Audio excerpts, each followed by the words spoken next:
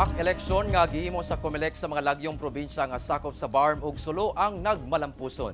Ani ang report.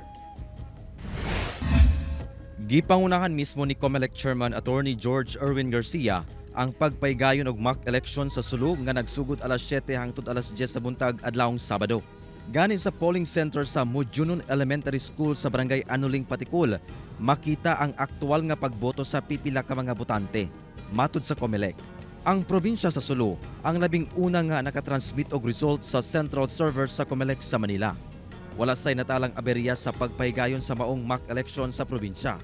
Dugang sab gipahigayon ang maong mock election sa Bangsamoro Autonomous Region in Muslim Mindanao, Special Geographic Area kon BARMM-SGA.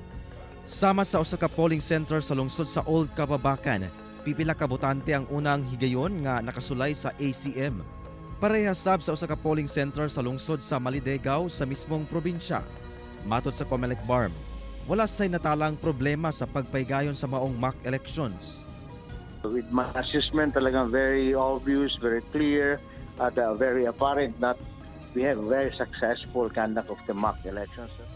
Ang maong mock elections, dungan sab nga gihimo sa ubang lugar sa Mindanao sama sa Surigao del Norte ug Eastern Samar sa Visayas.